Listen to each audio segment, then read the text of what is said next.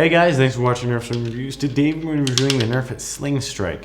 First of all, this is a really weird gun. It's kind of copying like a slingshot or something where you have to pull back a actual sling, I guess, and let it go. It's really weird, very different.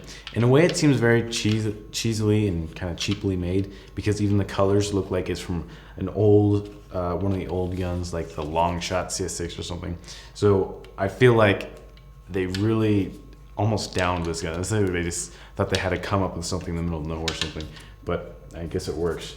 So how it works basically, or actually I'll tell you about some of the things. There's no, there's not going to be a sight on it because it's obviously a slingshot. Not going to be a sight. There's not any sling adapters. I mean, you might be able to use this for one or something, but it's a little bit too thick, so I don't think you really can. There's no railings on it because it's not a normal type of Nerf gun either. There are two ammo holders on each side. As you can see, you can put the dart right here, just right inside of there, which is kind of nice. You can just easily grab one and put it in. It's positioned perfectly, so you can just put it in really easily. But how it works, you just put the dart in the inside here. There's a little button there, so it activates, or I'll show you. So you pull this back, let it go, and it fires. But you cannot pull this back without it. So when you put this dart in here, it pushes this little button or lever in there. I don't really see it, but then you can pull it back. Otherwise, you can't pull it back.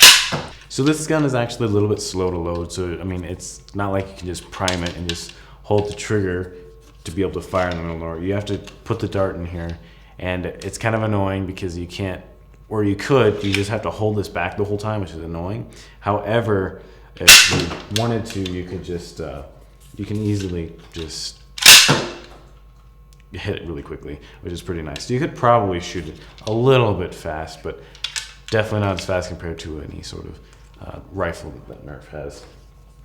This gun does have some decent range, very good range, but because it is like a slingshot, I use slingshots actually myself a bit, but it's not going to be that accurate.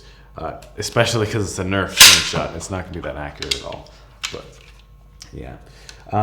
So for the pros and cons of this, first of all, for the pros, this gun does have some decent range on it. You can shoot really far, which is kind of nice. Also has the two ammo holders, which are nice, and it's easily placed, so you can easily grab it and put it in, which I think is nice. You just have your finger on the front, do the same thing on the top.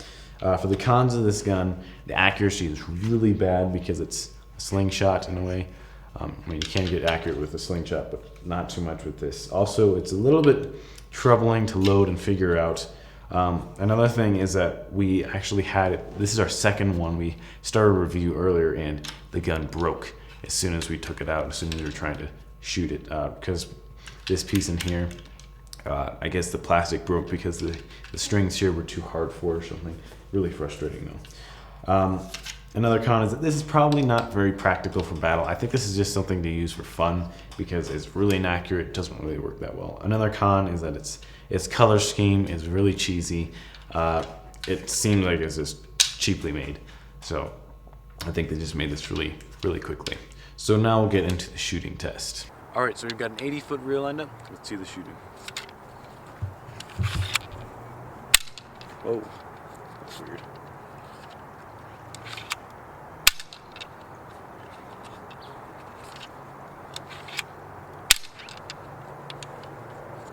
More.